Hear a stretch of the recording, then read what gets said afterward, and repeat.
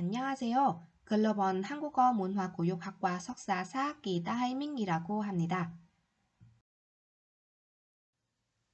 봄이 본격적으로 시작했네요. 우리 동료 선생님들은 만나고 계명대에 피고 있는 꽃을 구경할 수 있었으면 좋겠는데 코로나 바이러스 때문에 원격 수업을 진행해야 하는데 좀 아깝지만 건강한 모습으로 꼭 모일 수 있기는 바랍니다.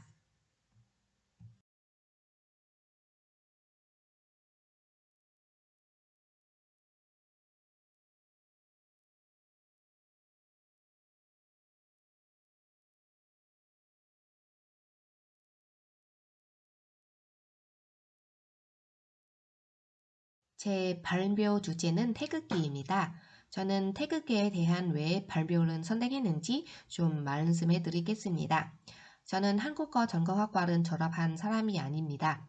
한국에 오기 전에 한국 문화, 한국 역사, 심지어 한국어에 대한 관심이 없었습니다.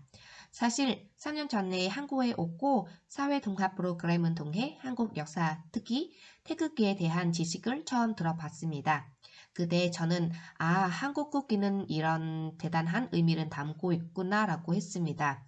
그래서 이번에는 기회를 잡고 선생님들에게 태극기를 소개해드리고 싶습니다. 당연히 한국인 선생님들이 계시고 저보다 태극기의 의미에 대한 더 잘 알지만 태극기는 언제 제작되었는지 어떤 상황에서 등장했는지 등에 대한 모르는 선생님이 있을 것 같습니다. 게다가 우리 수업을 같이 듣고 있는 외국인 선생님도 계시고요.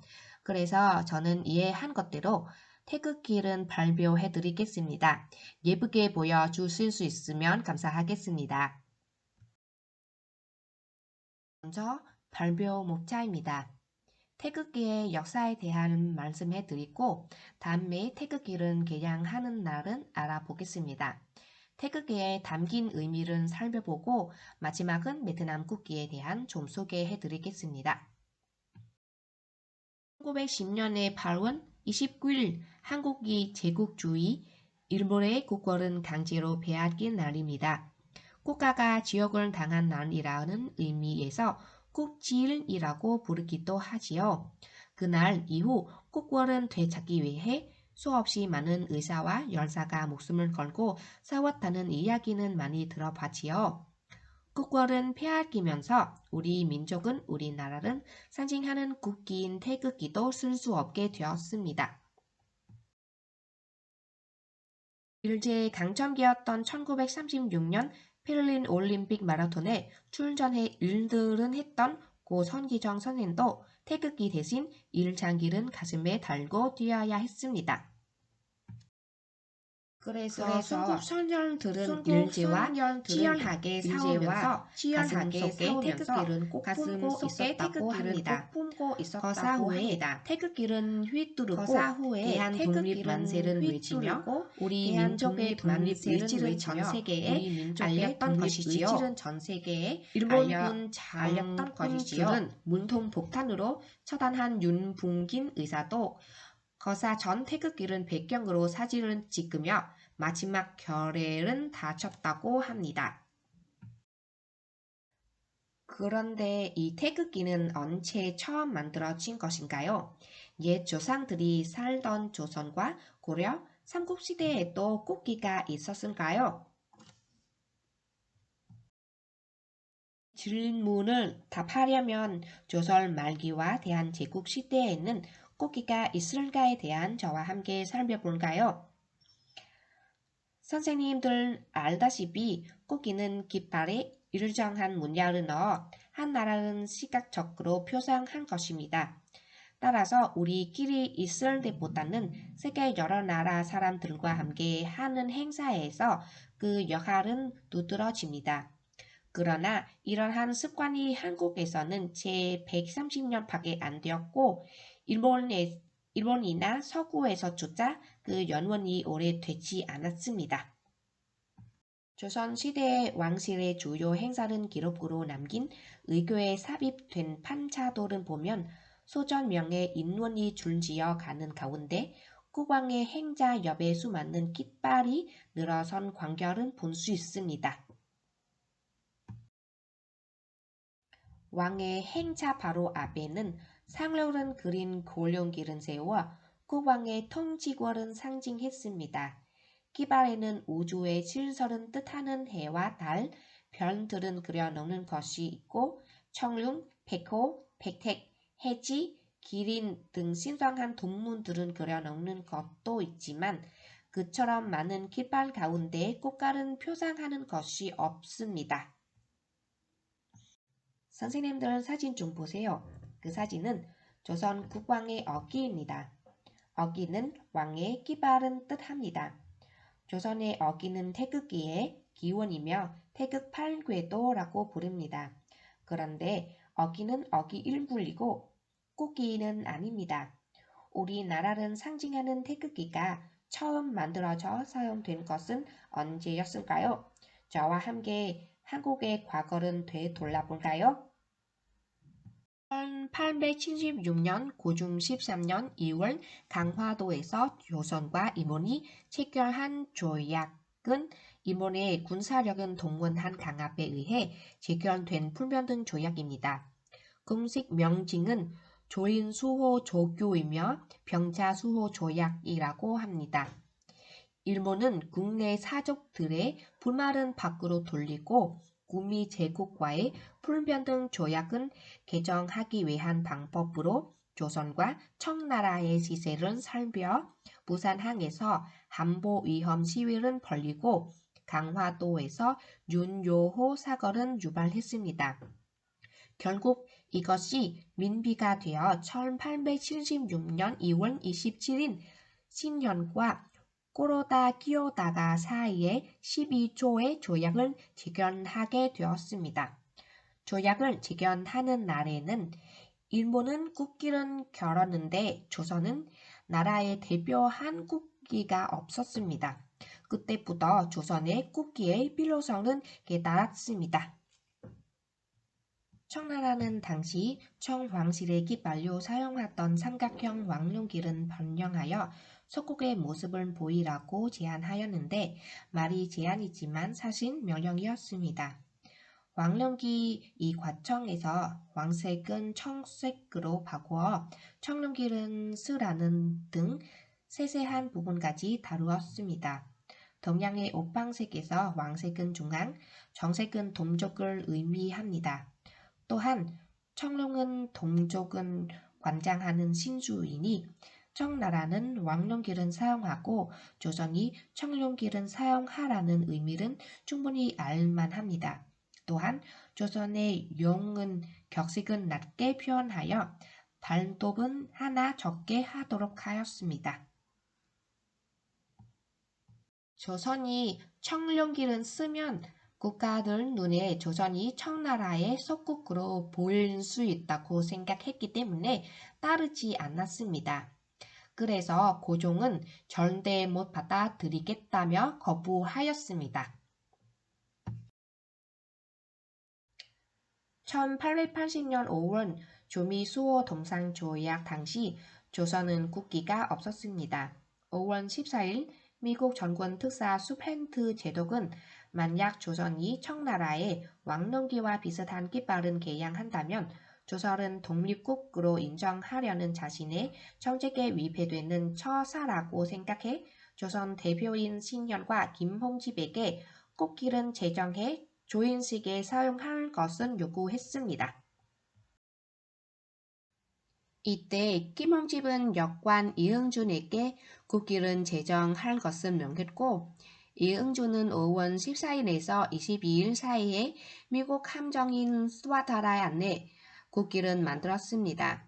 이 국기는 22일 채무보에서 열린 조인식에서 성주기와 나란히 개양되었습니다. 하지만 이 국기의 형태에 대해서는 정확한 기록이 없었기 때문에 궤가 없는 태극기나 8궤 태극기로 조정해왔습니다. 그러나 최근 새로운 자료가 발굴됨으로써 이응준 태극기는 그 실제를 드러내게 되었습니다. 조미 조약 체결 2개월 뒤인 7월 19일 미국 해군보 항해국이 제작된 문서는 태극과 사궤를 갖춘 태극기가 실렸음은 밝혀진 것입니다. 지금의 태극기와 사괴의 좌우가 바꾸었고 태극 모양이 약간 다른 뿐 전체적으로 매우 흡사했습니다. 그렇다면 박영호가 일본으로 가는 메이지마루 선상에서 태극기를 만들었다는 기록은 어떻게 된 것인가? 네, 이유는 박영호의 임기내는 그가 준비해 간 태극 팔궤도를 본 영국인 선장 젬가 너무 복잡해서 식별이 어렵다는 의거를 낸 팔궤도에서 궤 4개 밴 사궤도로 고쳤다고 기록된 있습니다. 태극기에 대한 최초 기록은 1882년 10월 2일 일본에서 발행된 숫자 신보신문에서 찾을 수 있습니다. 하지만 이 태극기가 1883년 3월 6일 조선 정부가 국기 제철은 공식 반포한 직후인 3월 18일 청나라 문서에 실린 대전국속 고려 국기와 비슷한 형태인 것은 분명합니다. 왼쪽으로 보면은 박영호 사진이 있고 다음에 박영호 태극기입니다. 마지막은 일본 신문에서 나온 태극기 사진입니다. 오랫동안 태극기는 박영호가 만든 것으로 알려졌지만 그것은 확신일까요? 2004년 미국 해군부 발간 해양 국가들의 깃발의 존재가 알려지면서 기존 설의 전면 수정이 불가피해졌습니다. 출간일이 1882년 7월 19일로 박영호 태극기보다 2개월 앞선 이 책에 태극기는 현재의 태극기처럼 청적 태극주의의 사괴를 갖춘 모습이 있습니다.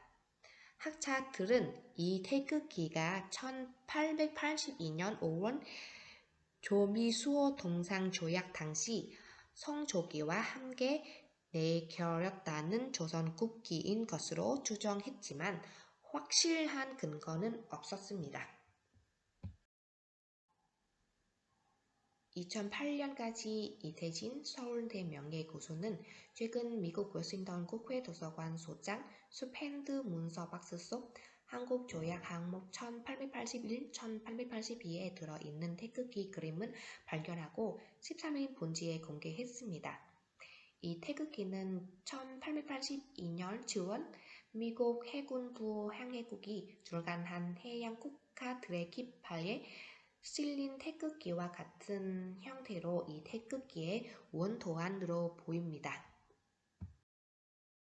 그래서 여관 이응준이 제작해 1882년 5월 22일 채물보에서 열린 조미소호 동상조약 조인식에 성조기와 함께 걸렸던 조선 국기임이 확신했습니다.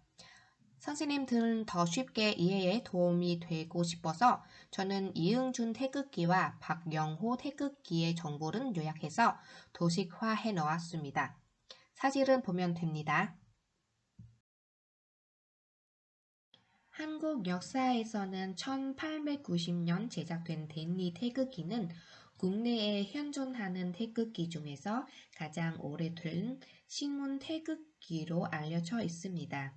고종이 1886년부터 1890년까지 고종 임금의 외교 고모를 지낸 미국인 오원 데니에게 태극기를 하사했습니다.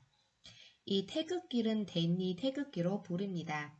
이 시기는 갑신 전병부터 청인 전쟁까지 청나라가 조선에 대해 냉정 간섭은 유독 심하게 한되었습니다. 테니는 조선 편에 서다가 청나라의 마음을 받아 고문 자리에서 파면되고 말았습니다.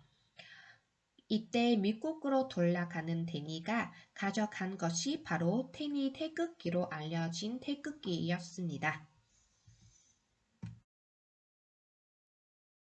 제1차 중인전쟁에서 빠른 승리를 거둔 후 일본 제국은 만주 왕조가 한반도의 모든 힘과 영향력을 포기하도록 강요했습니다. 1897년 10월 12일 고종은 왕제 즉위식에서 국호를 조선에서 대한제국으로 변경했습니다.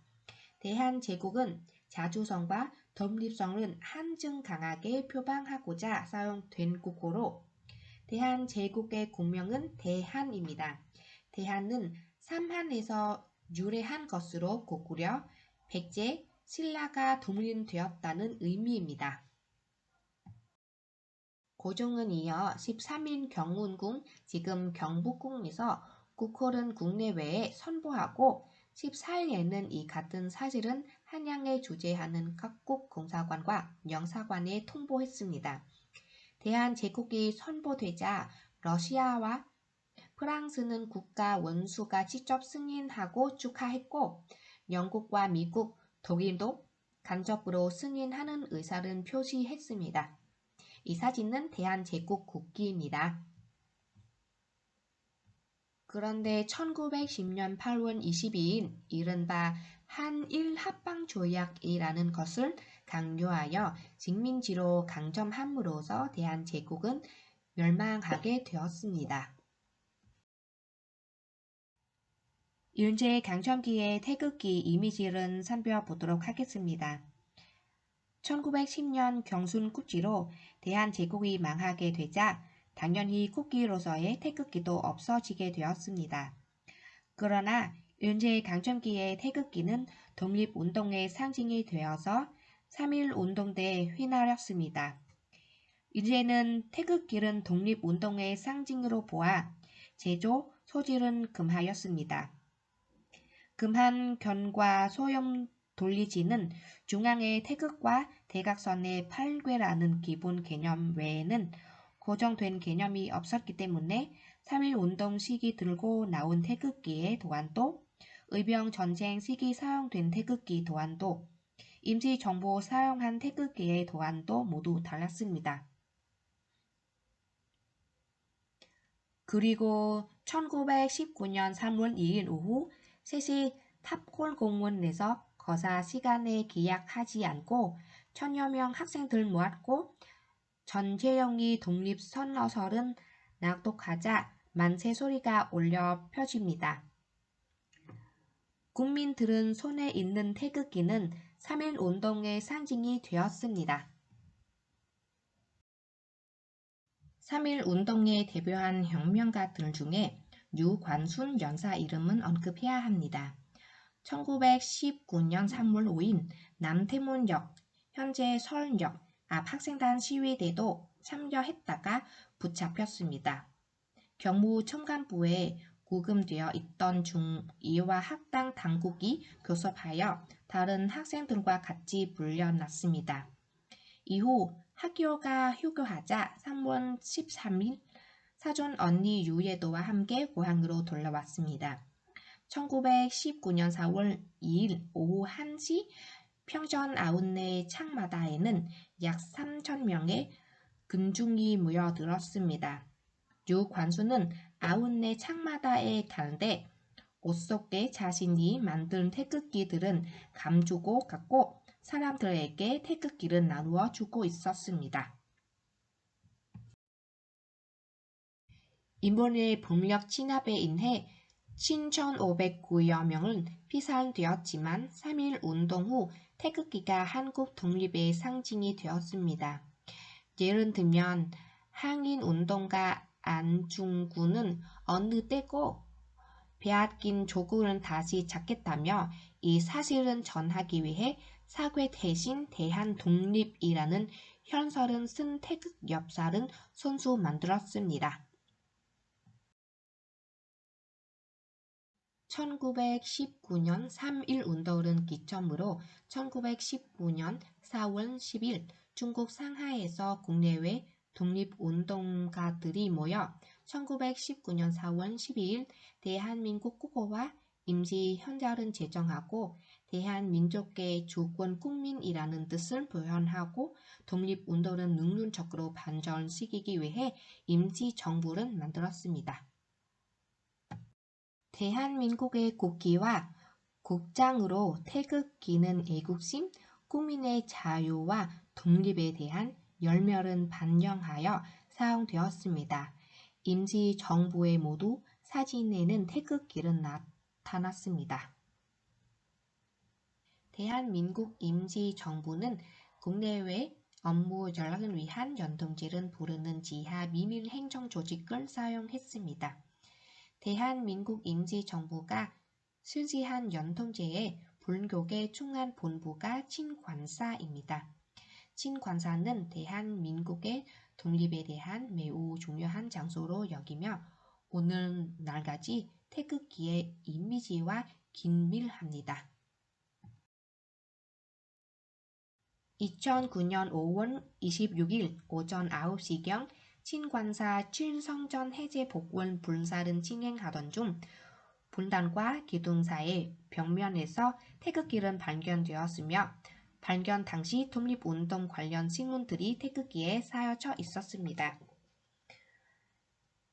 천선각에서 발견된 역사적인 자료들은 대형 태극기에 정성스럽게 쌓여 있었습니다. 크기는 가로 89cm, 세로 70cm, 그리고 태극의 지름은 32cm였습니다. 일상기 외에 태극기는 덧그려 항일의 의지를 담았기에 의미가 더 컸습니다. 그러면 누가 이러한 자료들은 친관사 친성각 벽면에 비밀리에 숨겼을까요? 주인공은 일제강점기 친관사를 중심으로 독립운동을 전개한 백조원 스님입니다. 독립운동에 깊숙이 참여한 조원 스님이 1920년 초 일정의 감시가 바짝 조여오자 태극기를 비롯한 각종 독립운동 자료들은 친성각 벽 속에 비밀리에 숨긴 것입니다. 태극기 안에 쌓여있는 상하이 임시정보기관지 독립신문 외에도 단재 신재효 선생이 상하이에서 펴낸 신문 신대한, 국내에서 발행된 지하신문 조선독립신문, 이름만 전해질 뿐 실물은 존재하지 않았던 불교계 독립신문, 자유신종보 등 귀한 사료가 가득 들어 있었습니다. 민족은 배반한 친일파는 주엄하게 꾸잡는 경고문도 있었습니다. 그런데 그때 꽃길은 제작한 규정이 없어 사람마다 꽃길을 만드는 방법이 달라집니다. 그래서 남상약 자수 태극기와 대한민국 임시의정원 태극기 등 다양한 태극기가 있었습니다. 그 사진을 보면 그 태극기 다 다르죠. 사실상에는 태극기가 생겼을 때부터 태극기는 제작과 디자인에 대한 툴린한 설명이 없었습니다. 그래서 세월의 흐름에 따라 태극기 형태가 어지럽게 발생되자 1943년 6월 29일 임시정부에서 1,000개 한국의 양식을 마련하여 그동안 날림된 태극기의 여러 모습과 의미를 통일시켰습니다. 1,000개의 한국기 양식 내용은 깃발의 색은 바다 백색으로 하며 태극의 색깔은 윗부분은 진홍색, 아랫부분은 아청색으로 홍색은 남성을 뜻하며 아청색은 여성을 뜻합니다. 견괴는 하늘, 이괴는 일, 곤괴는 땅, 감괴는 딸을 뜻합니다. 설명이 너무 명확하여 누구나 쉽게 알 수 있었는데 얼마 되지 않나 광복을 맞이하고 새로운 정부가 수립되는 바람에 일반 국민들에게까지 널리 알려지지 않았습니다. 1945년 8월 25일 연합군에 무조건 항복한다는 소식이 전국 방방곡곡으로 전해졌습니다. 이번의 패배 한국인들에게 그것은 꼭 광복을 의미했습니다. 오랫동안 빼앗겼던 나라를 다시 잡는 이들의 손에는 태극기가 들어 있었습니다. 광화문 내거리에도 남산에도 서울역에도 커다란 태극기가 걸리기 시작했습니다. 사람들은 지난 35년간의 서름은 날려버린 듯 만세를 부르며 저마다 있는 힘껏 태극기는 흔들렸습니다.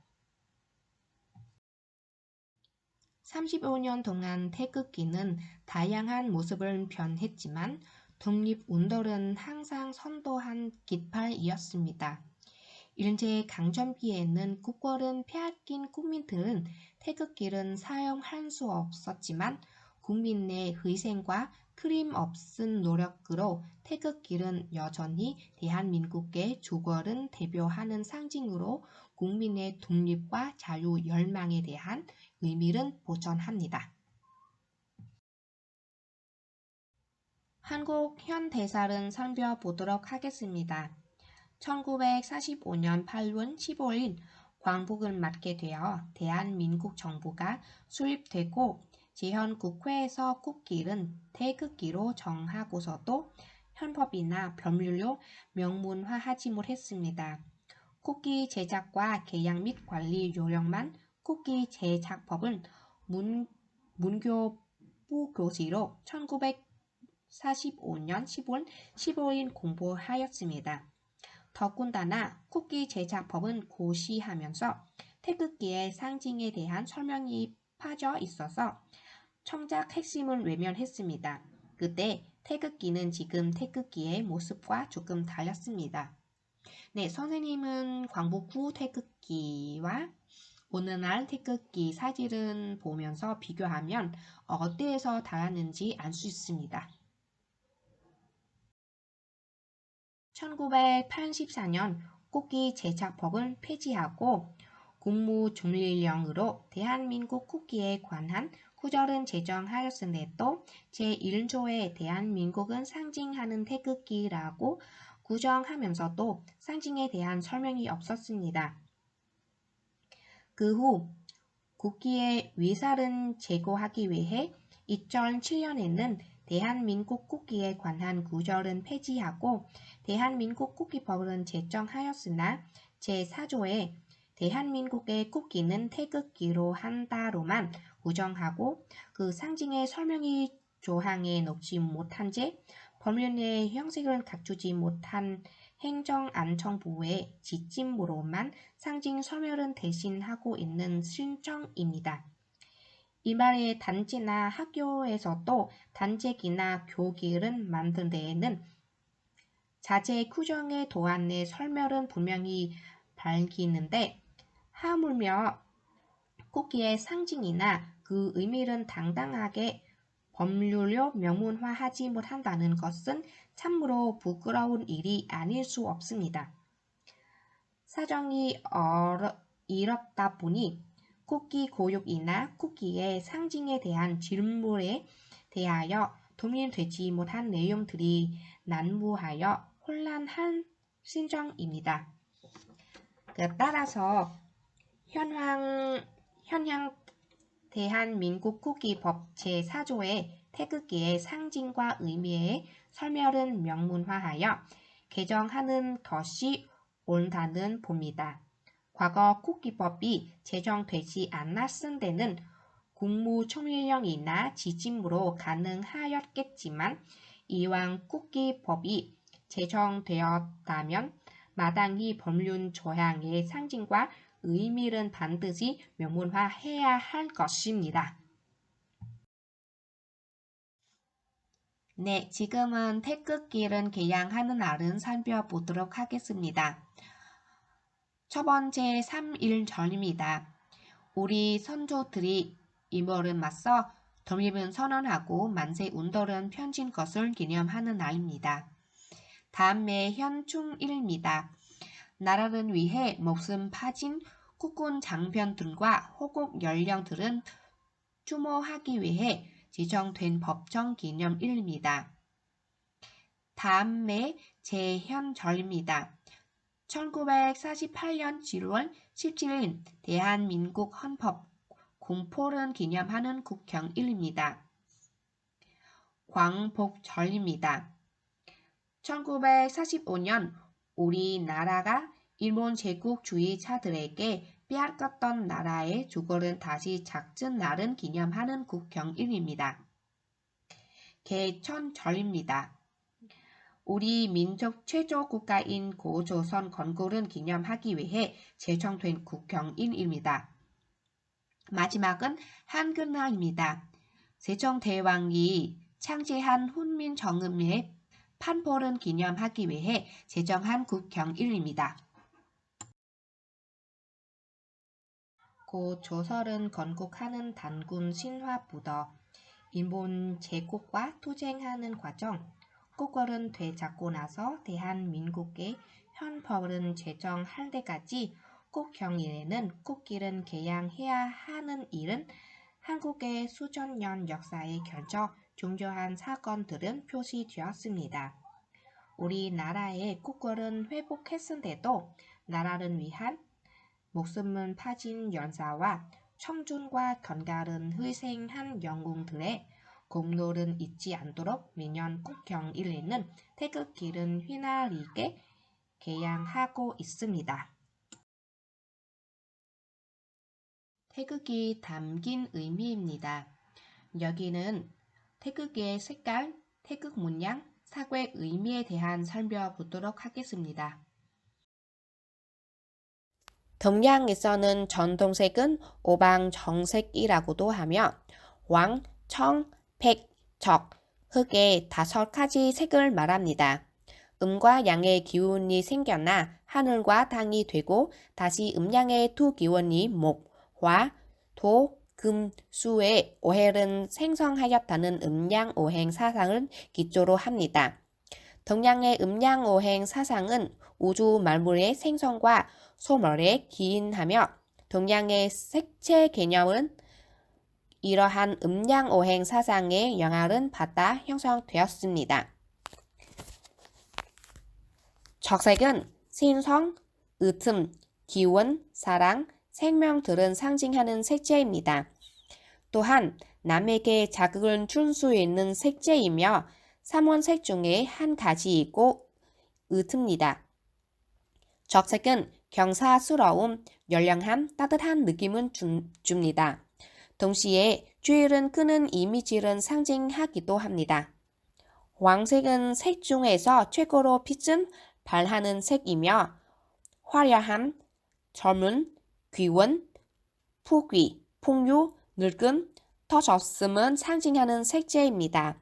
황색은 오행에서 중심색이며 방위로는 중앙에 해당합니다. 또한 사계절의 모두에 연관되며 토를 상징합니다. 청색은 부르다라는 뜻이며 스펙트럼으로는 녹색과 파란색의 중간이며 청색은 진리, 헌신, 평온, 성실, 자연과 바다 등을 상징하는 색채입니다. 청색은 방위로는 태양의 속은 동방에 해당하며 오행 중에 목에 속하며 계절로는 봄입니다. 또한 고도의 정신력의 색으로서 문학에서는 청색을 녹색이나 파란색이라 했습니다. 흑색은 색채의 3속상 중 명도는 가장 낮고 채도는 없는 1차원 색채입니다. 흑색은 오행에 있어 방위로는 폭절은 가리키며 겨울은 뜻하고 수에 속합니다. 흑색은 참혹과 슬픔, 우울함을 상징하고 있습니다. 예로 미디어에서 공포와 사살은 화면에서 흑색으로 표현합니다. 반대로 패션에서는 장중하고 안전한 이미지를 상징할 수 있습니다. 백색은 모두 색 중에서 가장 중요한 색입니다. 오행에 있어 방위로는 서쪽을 가리키며 가을은 뜻하고 금에 속합니다. 백색은 독특한 감정과 특성은 연상시키며 술결과 평화, 애도를 상징하고 있습니다. 또한 백색은 순결, 청렴, 상징하며 한국인의 대표 색으로 일컬어지고 있습니다. 태극기에 포함하고 있는 흑색, 백색, 빨간 및 파랑 색상은 동양의 색채 개념에 다른 고유한 특성을 갖습니다. 태극기의 흰색 바닥은 밝음과 수순, 그리고 전통적으로 평화를 사랑하는 우리의 민족성을 나타내고 있습니다.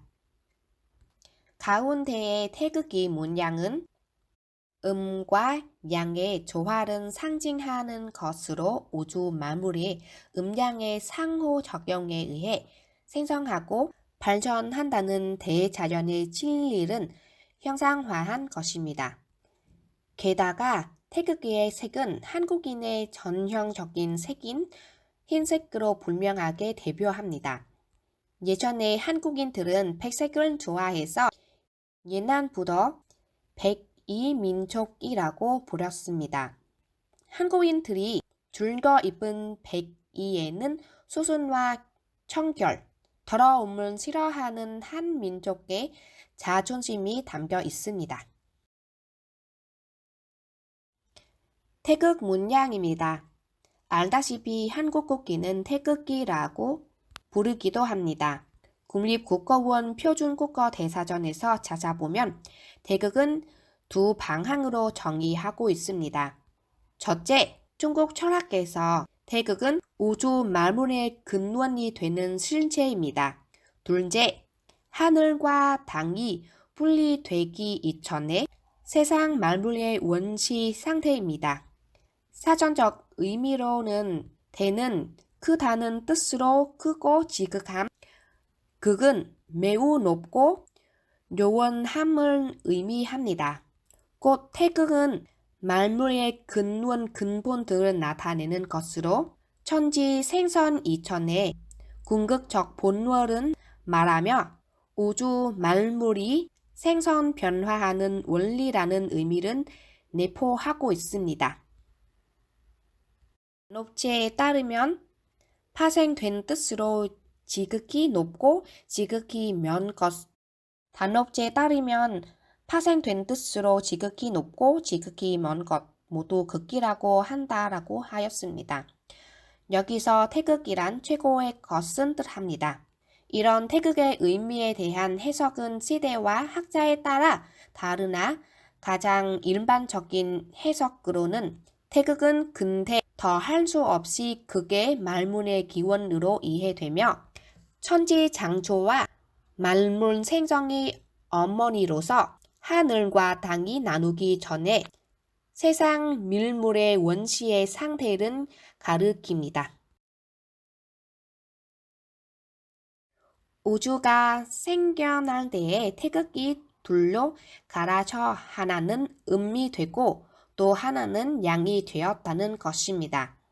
따라서 태극은 우주 만상의 근원이며 인간 생명의 원천으로서의 진리를 표현한 것으로 설명이 없는 근원이상으로 이해됩니다. 음양 태극은 음과 양 두 질서가 서로 갈등하지 않는 것과 같은 인간의 마음은 선과 악의 중간 지점에 있습니다. 다음의 사괴의 의미입니다. 태극기 네모서리의 사괴는 음과 양이 서로 변화하고 발전하는 모습을 효의 조합을 통해 구체적으로 나타낸 것입니다. 사괴는 각각 불리는 이름은 다른데 건, 이, 감, 곤이라고 합니다. 내괴 역시 음과 양의 조화와 발전은 상징적으로 나타낸 것인데 건괴는 하늘, 곤괴는 땅, 감괴는 물, 이괴는 불을 상징합니다. 이 외에도 다양한 의미를 가지고 있는데 쉽게 설명하자면 각각 건곤, 감미, 동서북남, 봄, 여름, 겨울, 가을, 하늘, 땅, 불, 물, 인의, 지혜, 이형, 정원. 이에 따르면 사계절의 순화, 하늘과 땅, 불, 물 등 사괴가 돌아감으로써 세계가 운행됨을 알 수 있습니다. 요약해서 말하자면 태극기는 우주와 만물이 어떻게 구성되었는지에 대한 믿음, 대자연이 인간을 품고 그 조화가 중요하다는 믿음, 이의 정체성 등 우리 한민족이 가져왔던 사상을 반영하고 있습니다. 또한 계속해서 발령하길 바라는 민족의 이상 역시 표현하고 있습니다. 마지막은 베트남 국기에 대한 소개해드리겠습니다. 베트남은 프랑스 식민지였던 때가 있는데 오래 싸워 독립은 이루어 훌륭한 나라라고 할 수 있습니다. 1976년에 독립된 베트남 국기는 한국에서 황성주기라고 하는데 베트남 정식 명칭은 꺼러 사왕이라고 부릅니다. 직역하면 별적색기입니다. 적색은 혁명의 비와 조국의 정실을 상징하고 황색은 베트남 민족의 전통적인 색상입니다. 5날개의 벌은 산업공상병의 단결을 나타냅니다. 1940년 초 프랑스에 해양하던 기간에 처음으로 사용되었다고 전해지며 호치민 주석이 1945년 9월 5일 베트남 민주공화국의 국기로 처음 공인했습니다. 제1차 인도차이나 전쟁 후인 1955년 12월 30일 이전기에서 벌의 5각을 더욱 날카롭게 수정하여 북베트남의 국기인 금성홍기로 제정하였습니다. 그런데 베트남 독립되기 전에 남베트남과 북베트남으로 나누었습니다. 베트남 전쟁 중 남베트남 공화국은 국기를 따로 사용했습니다. 사진은 남베트남 공화국 국기입니다. 마침내 1976년 베트남이 독립되면서 독립국가의 국기로 채택했고 현재까지 베트남의 국기로 사용하고 있습니다. 그런데 선생님들은 통일 베트남 국기는 누가 처음 만들었는지에 대한 궁금한가요? 베트남 현재 국기의 원형은 1940년 11월 23일 호진 차이나 봉기에서 처음 등장한 것으로 기록되었는데 80년 존재했지만 베트남 국기는 누가 처음 그렸는지에 대한 가설만 무한 상황입니다. 1976년부터 선동문학가에 따르면 호진 차이나 봉기에서 처음으로 사용되었으며 nguyễn hữu tiến 동지는 그렸다는 했으나 2001년 4월 18일 국가문화우산회동 회장 류전료가 작성하고 동신문화부 치관이 서명한 1393 VATG 미스티-CM호 공문에 의하며 현재 모두 자료는 중앙당우저국 호치민 국립정치학원 직속당 역사원, 베트남 혁명역사관 그리고 호치민 박물관에 모두 보관되어 있는데 조국의 기발은 그렇다는 nguyễn hữu tiến 동지를 증명할 어떠한 자료도 없다고 했습니다. 그래서 아깝지만 현재 베트남 국기는 누가 처음 만들었는지에 대한 정확히 답할 수 없습니다. 제 발표는 여기까지입니다. 감사합니다.